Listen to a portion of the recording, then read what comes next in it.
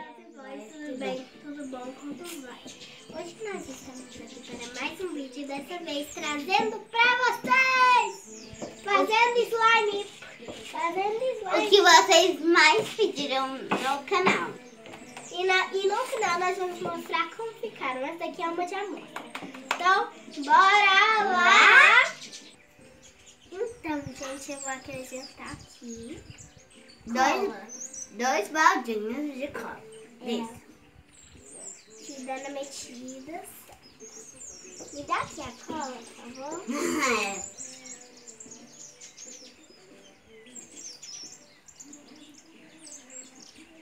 Tô metindo aqui.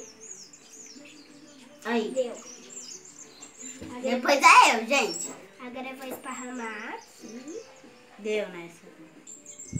Então, gente, eu adicionei 2 potinhos de cola, igual a minha irmã. Agora vamos colocar a água. Um balde de água. Um só ainda. E depois que ela colocar, eu também vou colocar.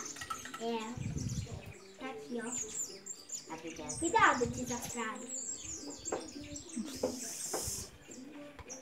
Bem, gente, agora a gente vai fazer o ingrediente. Agora a gente vai misturar, né? Bem, galera, já misturamos. E como vocês podem ver, eu troquei de recipiente porque o quadrado estava mais difícil. Agora a gente vai acrescentar o corante que a gente quiser.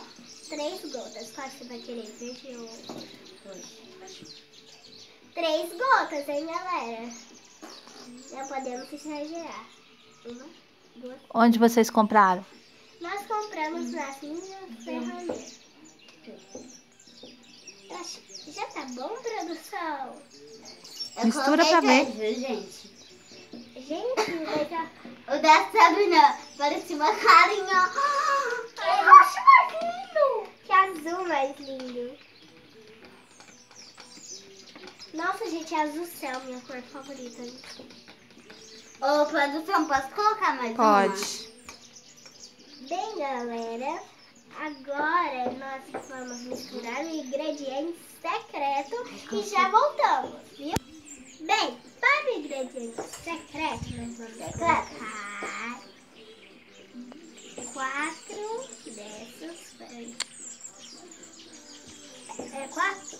Não, uma de ingrediente secreto.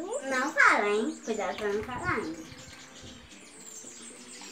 E ela vai colocar 4 de água. Bem, galera, uma de chá para 4 de sopa.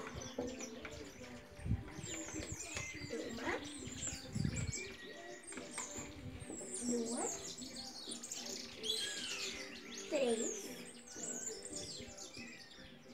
4. Bem, galera, depois de bem misturadinho, eu vou acrescentar no meu